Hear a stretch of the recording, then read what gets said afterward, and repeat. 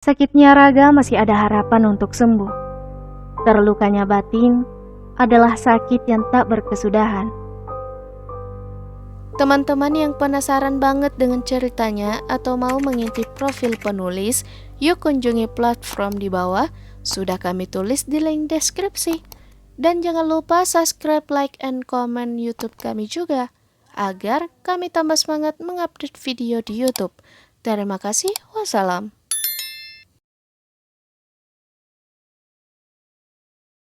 Bagian 13, memilih siapa.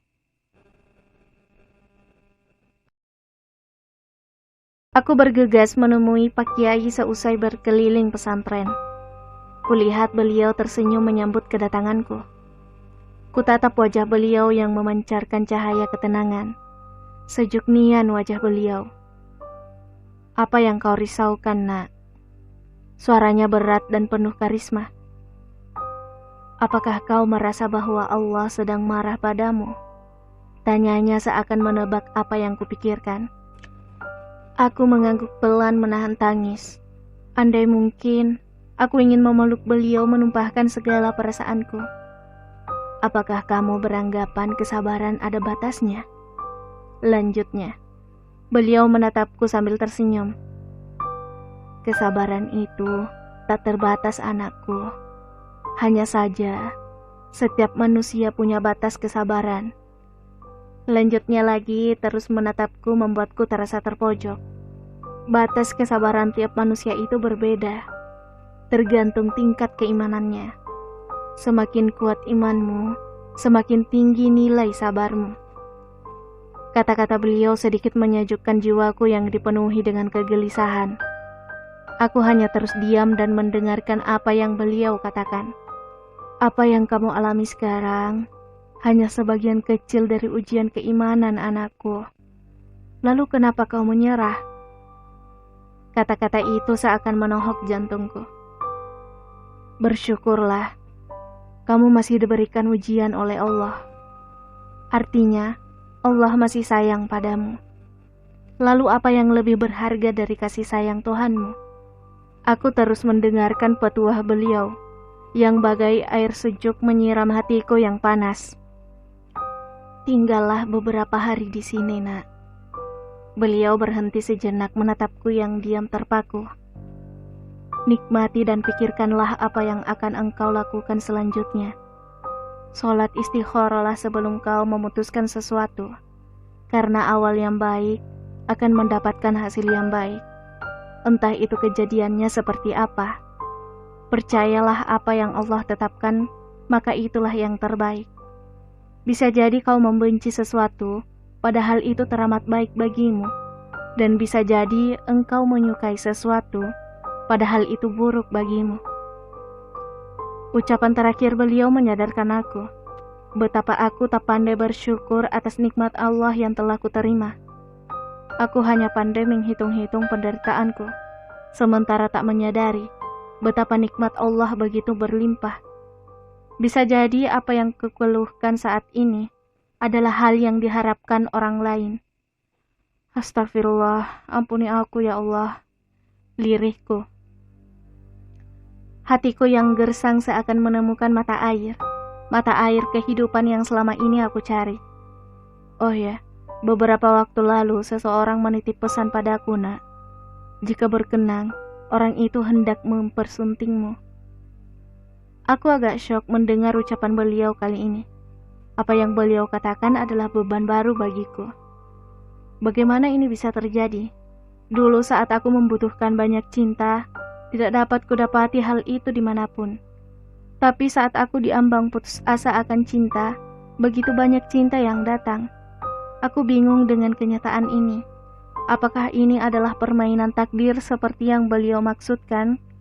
Bahwa takdir kadang mempermainkan kita hanya untuk melihat seberapa apik kita melakoni peran kita sebagai manusia.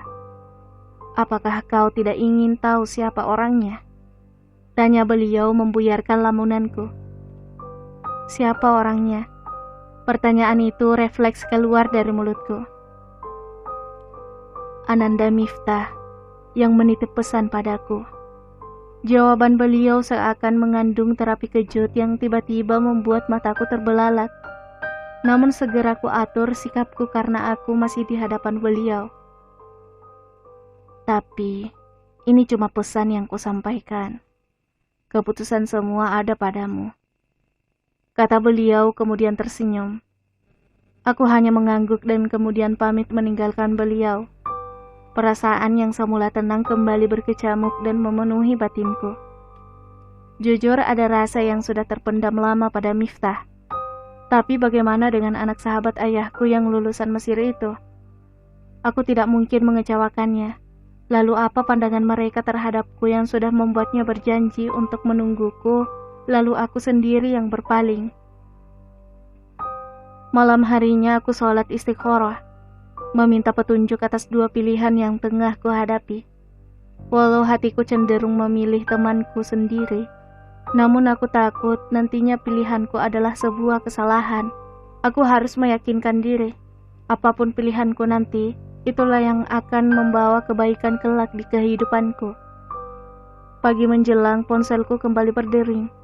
Aku ragu menjawabnya karena tidak tertera nama di layar ponselku. Aku trauma jika mantan suamiku kembali menelponku.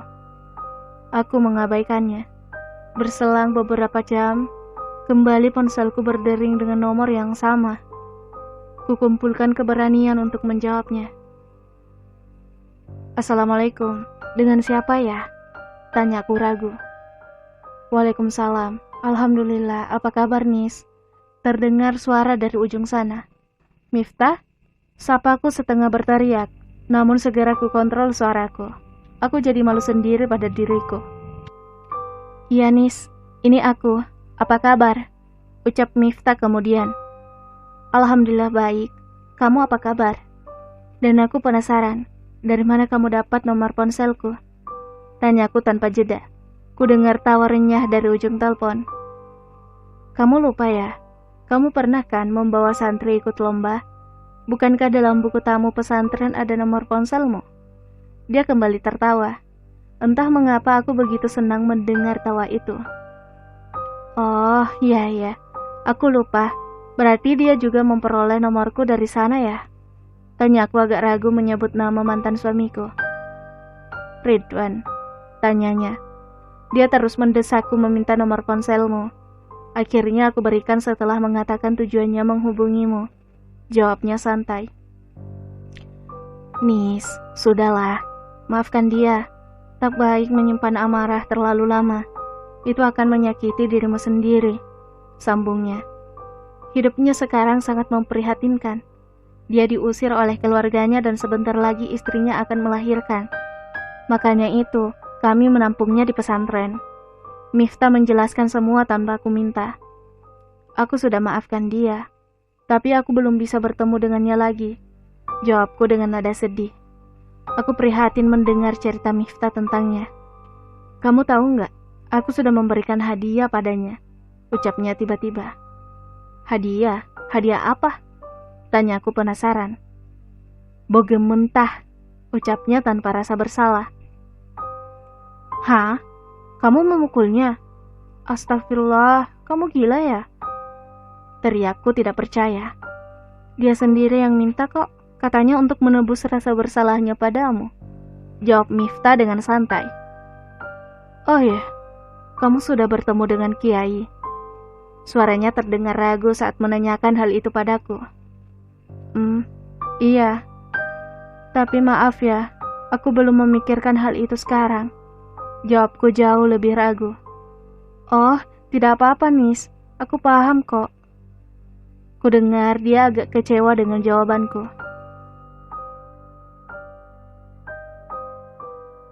Bersambung.